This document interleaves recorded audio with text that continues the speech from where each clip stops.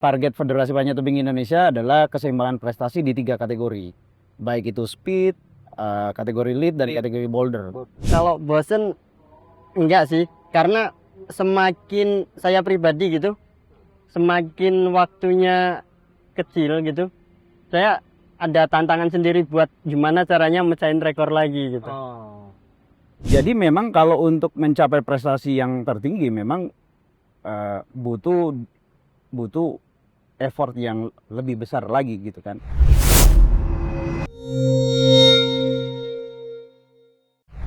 Selamat siang, salam olahraga. Selamat siang, selamat sore, selamat malam lah pokoknya buat pendengar dan pemirsa Pro 3 Siniar dimanapun Anda berada. Dan langsung hadir kali ini di sesi outdoor. Masih di olahraga tapi training, dan seperti ini lu pasti udah tahu. Saat ini kita berada di venue-nya Panjat Tebing. Wah, keren banget ini.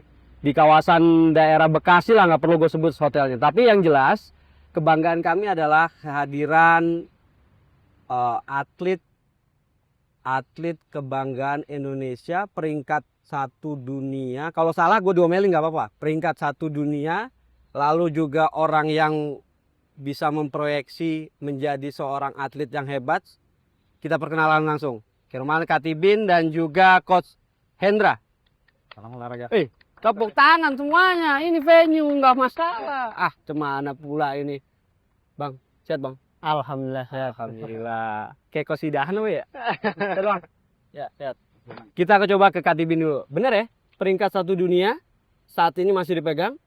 Saya peringkat 1 di seri tahun 2025. 2002. Ya ini 2025 kan, bener Iya. berarti kan? Saingannya Amerika, China, sama Cina. tim kita sendiri juga Tim bersaing. sendiri siapa? Disebut aja. Ada Fedrik Leonardo, Tuh. Alfian, Raharjati. Kiroman Katibin, atlet asal Batang, tahun 2000 kelahiran, betul ya? Iya betul. Juara dunia emas di Amerika. Ya. Terus mau ngapain lagi, Bos? Masih panjang lah. Masih panjang. Iya, jadi ada Olimpiade tahun 2028 itu target saya. Iya. Angeles 2028. Iya. Besok di depan mata, Desember ada SEA Games. Saya kebetulan turun di Asian Games dan untuk persiapannya itu di bulan 3 tahun depan itu kualifikasi Asian. Oh, nggak level, Bro, nggak level. Bener ya, Coach? Nggak level ya, Bro? Terlalu berlebihan. Jadi semua punya ada jenjang masing-masing. Kebetulan untuk level Tiromal dan kawan-kawan, memang kita sesuai dengan rencana strategik Federasi Panjat Tebing Indonesia, memang itu ada jenjangnya. Jadi tujuan utamanya adalah sustainability terhadap program jangka panjang, di mana program kita untuk mencapai keseimbangan prestasi semoga pada saat Indonesia emas 2045 dan itu ada Olimpiade 2044. Jadi target Federasi Panjat Tebing Indonesia adalah keseimbangan prestasi di 3 kategori, baik itu speed, kategori lead, dan kategori boulder. Nah, sampai saat ini kan kita masih baru 1 saja di kategori speed. Nah, 2 kategori berikutnya itu kita sedang develop.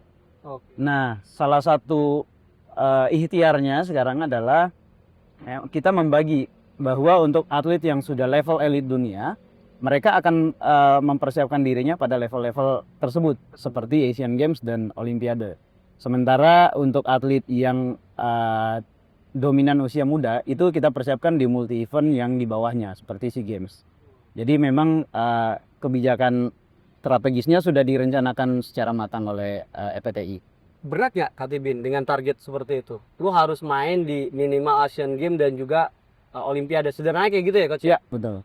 Kalau saya pribadi karena target saya sendiri di Olimpiade, jadi apapun itu kita harus berlatih dan fokus siap di pertandingan di mana aja gitu. Oh, tapi kan main di SEA Games itu, Coach, katanya hadiahnya besar. Prize money-nya lebih besar daripada event-event internasional. Ini senyumnya pelatih itu sebenarnya senyum yang mengiyakan kalimatnya, saya. Benar ya? Ya, saya kurang tahu. Tapi artinya Nagoya ya, Asian Games 2026 ya. Nagoya. Nagoya sejauh ini persiapannya seperti apa bagi Katibil? Untuk sejauh ini kita sudah persiapan, udah lama kita ya sebenarnya ya. Persiapan tuh dari tahun 2020 itu udah berlatih buat Olimpiade 2024 dan sampai sekarang pun masih targetnya di 2028 itu. Olimpiade 2024 saya nonton coach. Tapi yang Ya. menang sahabat tercinta ya. Siapa namanya? Patrick Leonardo. Ini buktinya saya datang. Tapi enggak, artinya gini, saya melihat perkembangan FPTI, Federasi Panjat Tebing seluruh Indonesia ini memiliki apa namanya pembinaan yang boleh dikatakan kalau orang Jawa alon-alon asal kelakon nih. Diomelin nggak ada masalah saya. Benar nggak coach? Betul. Artinya tahapnya naik sampai akhirnya mungkin saya nggak mau bilang klimaks, kalau klimaks berarti kan selesai gitu kan ya. 2024 Olimpiade mampu dibuktikan 2 emas Indonesia, dikoreksi kalau saya salah satunya adalah panjat tebing, betul Betul. coach ya? Betul. Ya memang itu bagian dari ya kami di FPTI sendiri kan memang dasar dari olahraganya adalah olahraga yang tingkat survive-nya itu lebih tinggi karena memang olahraga petualangan lebih dikenal dengan survivalnya dan segala macam. Jadi usaha dari awalnya yang memang supportingnya belum terasa maksimal, tapi ya kita tidak memikirkan itu. Bagaimana caranya kita membuktikan bahwa memang kita layak untuk berada di level tertinggi. Kalau istilah sederhananya susah membedakan telur dulu atau ayam dulu. Jadi didukung dulu baru berprestasi atau berprestasi dulu baru didukung. Nah kita nggak mau masuk dalam circle seperti itu. Ya kita ikhtiar dulu sampai akhirnya ya dukungan segala macam pasti ada. Coach Hendra, saya mau mengatakan seperti ini. Ini mungkin kalimatnya netizen ya. Seakan adalah speed ini menjadi anak emasnya bagi FPTI. Kalimat itu mungkin ada benarnya pada saat nama Katibin, nama Fedrik itu selalu menjulang di setiap event-event internasional. Tapi boulder tanpa mengecilkan prestasi ya, artinya prestasinya ada, tapi larinya kurang, coach. Ya betul memang. Kalau secara sederhananya memang terkesan begitu. Tetapi memang kalau bahkan sampai disebut bahwa latihan speed mah gampang. Padahal tingkat kesulitan dari 3 kategori ini, kalau semuanya sudah ada di level elit, yang paling sulit itu adalah speed ya. Karena tidak ada variabel lagi yang mau dikembangkan. Karena semuanya sudah elit. Kita udah membahas tentang 0,0 sekian. Nah, kenapa kategori yang lainnya terkesan tertinggal? Karena memang dia tidak terlepas dari beberapa variabel, Mas Danang. Variabel utama adalah sport industrinya dulu, industri olahraganya. Indonesia sampai saat ini belum masuk dalam form yang seperti itu, industri olahraga khususnya di pembuatan makros dan segala macamnya. Itu masih didominasi oleh negara-negara Eropa pembuatnya. Nah, kalau kita mau mengejar itu nilainya sangat besar. Jadi harga persatuan dan segala macamnya plus impor dan lain-lainnya itu kita tidak akan mampu untuk selalu continue dalam tanda petik belanja. Karena setiap bulan bahkan setiap minggu selalu ada updating pegangan-pegangan tersebut. Contoh yang kita lihat sekarang ini, ya every month selalu ada yang produsen yang lain membuat produk terbaru. Sementara ada 40 lebih produsen yang tersertifikasi di dunia ini. Nah, dari Indonesia itu belum ada produsen pembuat makros itu, pegangan yang tersertifikasi. Artinya kita harus mengikuti pasar luar. Nah, variabel ini yang sangat mempengaruhi perkembangan atlet-atlet lead dan boulder Indonesia. Karena ya memang setiap pegangan itu punya karakteristik sendiri. Misalkan pegangan yang dibuat oleh produsen ini dia punya karakteristik sendiri dan itu sangat mempengaruhi cara si atlet megang, cara atlet mengantisipasi bentuk pegangan dan segala macam. Dan kalau itu tidak diantisipasi ya secara fisiologis, energi yang dikeluarkan akan lebih besar. Jadi Dan itu sampai cepat habis. segitu detailnya ya. Betul. Itu variabel pertama. Itu baru satu Baru satu variabel, sport industry. Kemudian variabel kedua adalah SDM. Oke. Nah, SDM ini kita kadang terlalu membagi-bagi di kategori lead ini. Jadi hanya fokus kepada satu, padahal SDM itu ada 3. SDM atletnya sendiri, SDM pelatih, dan satu lagi SDM route setter. Nah, khusus untuk SDM route setternya sendiri, saat ini di Indonesia baru ada 2 yang punya sertifikasi kontinental gitu. Sementara untuk mencapai level yang persaingan yang tertinggi ya mereka juga harus berkontribusi terhadap dukungan jalur-jalur yang akan dipanjatin oleh atlet-atlet kita khususnya Indonesia gitu kan. Nah, itu yang variabel juga yang harus dikembangkan. Nah, sementara ya kita sekarang lagi membangun itu. Variabel pertama memang tidak ideal tapi cukup. Iya. Itu sudah terpenuhi. Dengan dukungan Federasi Panjat Tebing Indonesia, seperti contoh melaksanakan menjadi tuan rumah World Cup. Iya. Otomatis kan pengadaan untuk pegangan-pegangan ada tuh pas. Dan itu yang di Jakarta ya. betul. Dan juga ya Jakarta, Bali, terakhir setiap event selalu ada pengadaan. Iya. Dan itu sangat membantu perkembangan atlet-atlet Indonesia. Oke. Nah, artinya variabel pertama tercapai, variabel kedua kebantu, terdukung gitu kan. Nah, itu ya sekarang kami sedang develop dan akhirnya kan level grading atlet-atlet Indonesia sudah mulai ada di level-level persaingan dunia. Oke. Alhamdulillah kita bisa beberapa kali menembus babak final untuk kategori putra dan babak semifinal untuk putri.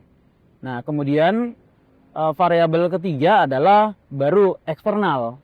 Bagaimana kita ngomongin jam terbang, kompetisi di Eropa, Ya. kompetisi di luar sana, suhunya, pesaingnya dan segala macam. Itu baru kita ke situ. Nah, selama ini kan kita kebalik. Kita bawaannya mau lomba dulu, Oh. tapi belum meningkatkan kualitas. Jadi ya itu jadi kebalik. Jadi tidak akan berhasil kayak gitu. Jadi poinnya adalah tingkatkan dulu kualitasnya, baru kualitas itu yang kita tes gitu kan. Kita uji di kompetisi internasional. Kira-kira begitu. Berasa 3 SKS gue kuliah hari ini. 3 SKS guys. Khususnya adalah tentang program apa namanya masuknya itu ya. Intinya adalah tentang panjat tebing lah. Tapi kalau coach sederhana melihat Katibin apa plus dan minusnya saat ini? Sebelum saya tembak anaknya maksudnya. Boleh lah. Buat saya dia nggak ada minusnya. Tidak ada minusnya. Tidak ada minusnya. Yang ada adalah kurang beruntung. Oh gitu, baik. Karena dia sudah punya variabel-variabel yang dibutuhkan untuk menjadi juara dunia sudah. Tinggal juara olimpiadenya. Itu memang memang kurang beruntung saja. Karena ya dia adalah generasi terbaik dari atlet Indonesia di mana yang dibutuhkan untuk lolos hanya 2, tapi Indonesia punya lebih dari 2 atlet yang kualitas yang setara. Baik. Jadi di nomor speed guys, dikoreksi ya, Katibin. Itu posisi pertama, sekarang poinnya 3.945. Bener coach? Betul. Kalau koreksi, kalau salah nggak apa-apa, handphone gue diambil aja bos. Samuel Atswatson, ini dari Amerika Serikat, posisi kedua 3.629. Lalu Omasa dari Jepang 3.410. Selebihnya posisi 2 berikutnya 4 dan 5-nya dipegang oleh Cina. Yonggong, Panjang dan juga Sohong. Jadi kalau bicara tentang Olimpiade, sebenarnya bicara tentang Asia. Benar nggak? Kan ada Cina di situ. Iya, kebetulan kebanyakan peserta Olimpiade gitu, kebanyakan di Asia. Kebanyakan. Dari Cina, dari Jepang, sama Korea, Indonesia. Tapi untuk sekarang itu kita udah mulai rata semua, Mas. Oh, udah mulai rata. Jadi dari manapun sekarang udah banyak yang dapat waktu dengan catatan 4 detik. 4 detik. Di bawah 5. Bosen nggak sih bro? Main speed gitu? Kalau bosen enggak sih, karena semakin saya pribadi gitu, semakin waktunya kecil gitu, saya ada tantangan sendiri buat gimana caranya mecahin rekor lagi gitu. Oh. Karena bicara speed, berbicara konsentrasi, bicara juga mungkin kalau mood-moodan, bener nggak coach? Ya. Ada nggak sih atlet mood Ada juga. sampai termasuk orang yang mood? Saya kadang juga merasakan itu, yang kalau mood saya pas, mungkin kalau saya lebih ke badan ya. Jadi ketika badan saya lagi drop gitu, saya paksain tapi terlalu sakit, jadi kayak udah males gitu. Itu pun jarang. Masihkah ada sosok Katibin pada saat tampil di event dunia, apapun itu, Olimpiade, Asian Games, ada istilah masih demam panggung kah? Kalau demam panggung enggak. Jadi emang kalau udah tanding itu saya lebih ke fokus sama diri sendiri. Jadi mungkin tahun-tahun lalu gitu saya masih mikir buat gimana caranya kenceng gitu, manjat kenceng aja, nggak mikirin yang lain-lain. Dan akhirnya pijakan itu pun nggak terpikir, jadi kepleset. Baik, menarik memang kalau bicara tentang panjat tebing, karena olahraga ini olahraga yang notabene butuh konsentrasi yang Betul. tinggi. Tapi sekarang PR-nya adalah apakah masih menjadi PR besar bagi bagi FPTI sendiri untuk bisa membina Katibin, Fredrik dan teman-teman ini ke bawah? Menciptakan regenerasi? Ya, makanya strategi jangka panjang, jangka menengah dan jangka pendeknya itu harus berkesinambungan gitu. Ya, seperti yang saya sampaikan di awal bahwa untuk atlet junior yang usia muda, mereka diberi kesempatan untuk bertanding di multi event. Ada SEA Games. Itu adalah batu loncatan mereka untuk bersaing di level Asia. Tadi Katibin bilang bahwa pesaing di Olimpiade itu banyak dari Asia. Memang faktanya seperti itu. Jadi Asian Games kemarin dan ke depan itu seperti mini Olimpik sebenarnya. Mini Olimpik. Mini Olimpik. Kalau kita lihat di Paris kemarin, itu 3 dari Asia, di semifinalisnya itu 3 dari Asia, 1 dari US gitu. Itu seru. Dan itu akan terulang? Kemungkinan untuk bisa terulang kembali? Ya tidak ada jaminan karena seperti yang Katibin bilang levelnya sudah sama. Nah, yang sekarang adalah kita menjaga fungsi federasi bekerja sama dengan Kemenpora, itu sustainability-nya tuh. Menjaga bahwa program ini harus tetap berjalan. Jangan sampai ada distraksi-distraksi yang akhirnya ada periode mereka berhenti berlatih, berhenti seperti apa dan segala macam. Termasuk untuk hal teknis, jangan sampai cedera parah dan segala macam. Itu yang memang kelihatannya simple tapi sangat proses yang rumit kali. Tapi ngomong-ngomong, kita di venue luar gini Islamik banget ya, Bos? Ya, artinya venue-nya suasananya adem, background-nya dapet, tapi suara ayat-ayat suci Al-Quran masih tahu semua. Ya, kita dikelilingi 3 masjid sekitar sini. Termasuk apakah itu sama ketua umum Bu Yeni kali ya? Bu Yeni Wahid. Assalamualaikum Bu. Danang, izin Bu memasuki wilayah. Tapi tadi mungkin ada sekitar 5 menit atau 5 menit. Saya coba ke Katibin. Katibin, apa yang kamu inginkan saat ini kondisinya untuk menghadapi Asian Games maupun di Olimpiade? Untuk saat ini saya ingin fokus ke latihan dan semoga saya bisa cepat pulih dalam cederanya. Apa yang kamu rasakan terkait cedera? Untuk cedera tuh kayak, jadi saya rasa tuh pengen kalau berlatih pengen maksimal, tapi karena rasa sakit yang kadang muncul itu, jadi gimana ya, berpikirnya tuh kayak berantakan gitu mah. Jadi pengennya itu maksimal, tapi terkendala sama rasa sakit ini tiba-tiba muncul. Ya, yang dirasakan apa maksud saya? Sakit itu Yang dirasakan seperti demam kah atau misal apa gitu? lebih ke perih sih. Coach, ada kondisi apa dengan KTB ini? Iya, memang untuk di level elit yang paling ditakutkan mereka adalah cedera. Itu sudah pasti. Apapun itu mau skalanya sedikit atau besar gitu. Termasuk Indonesia. Jadi memang itu hantunya seluruh atlet elit dunia nih. Iya. Bahkan saking kita nih habis seri kompetisi yang terakhir di bulan September, itu kita fokus untuk recovery cedera segala macam. Jadi kita tidak mengikuti beberapa seri kompetisi untuk memaksimalkan ini recovery. Jadi ya fokus utama ya kita itu dulu, recovery dulu. Recovery dulu. Baik. Mana kamera, mana kamera? Kameranya di mana, bro? Itu ya, bro. Coba ke tengah, Bin. Sebagai atlet elit, itu pemerintah, apa yang sampaikan kepada pemerintah? Ya, saya cukup menyampaikan terima kasih karena sudah disupport dari pertama kali kita berlatih di sini, dan semoga kedepannya makin lebih baik lagi, dan terima kasih. Udah gitu dah. Nggak ada minta-minta hadiah yang besar gitu? Nggak ada. Nggak ada. Atau misalnya apa dukungan lainnya? Cukup. Cukup. Coach, coba coach, apa yang Anda sampaikan coach? Monggo coach. Ya, tadi saya mengulang lagi bahwa kalau kita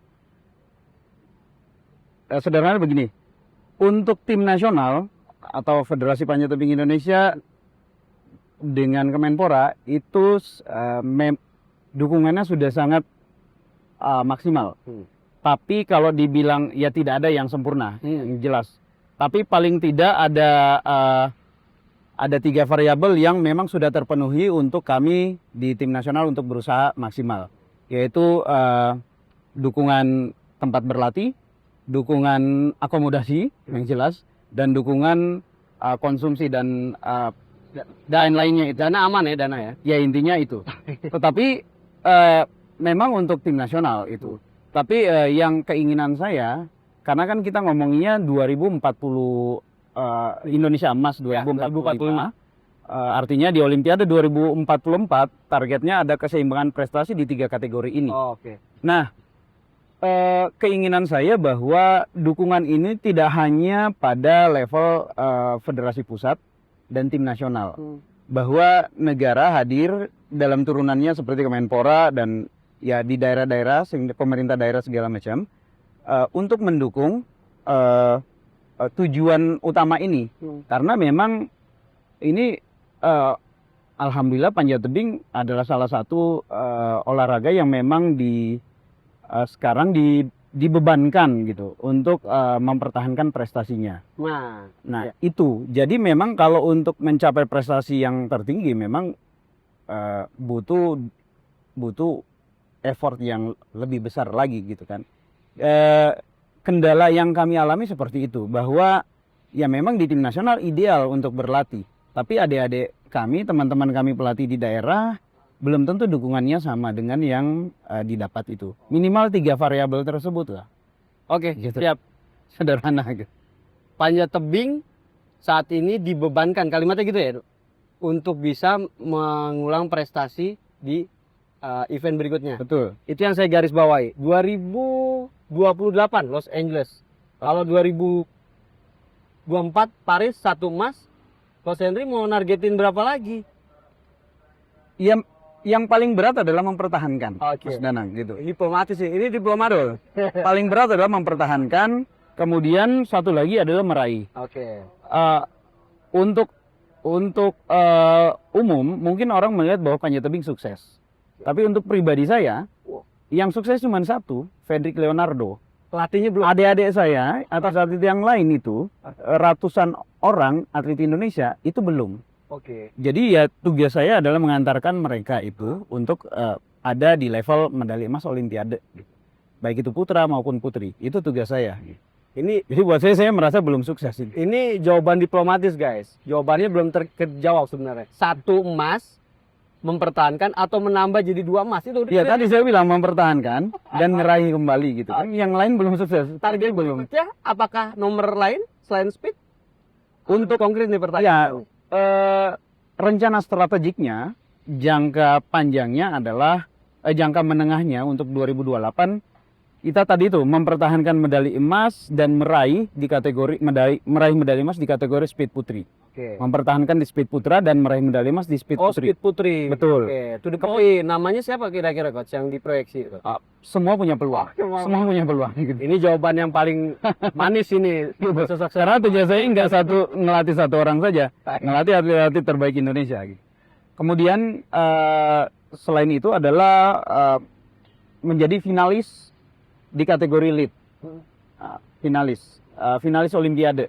Bukan hanya lolos ya, bukan hanya lolos tapi menjadi finalis. Baik. Jadi kalau mau finalis otomatis harus lolos dulu Olimpiadenya. Itu. Panjat tebing suka nggak suka adalah dulu waktu zaman saya sekolah, dikoreksi ya coach, adalah sebagai olahraga rekreasi. Tapi perkembangan zaman memaksa akhirnya panjat tebing menjadi menjadi olahraga yang berprestasi. Bahkan menjadi salah satu kebanggaan Indonesia di event-event internasional. Betul coach? Betul. Betul atlet? Betul. Artinya ini menjadi salah satu contoh buat seluruh cabang olahraga lainnya. Kalau panjat tebing aja bisa, mengapa enggak yang lainnya? Saya Danang Sundoro. Saya Kiramal Katibin. Hendra Basir. Terima kasih guys. Salam olahraga. Jaya.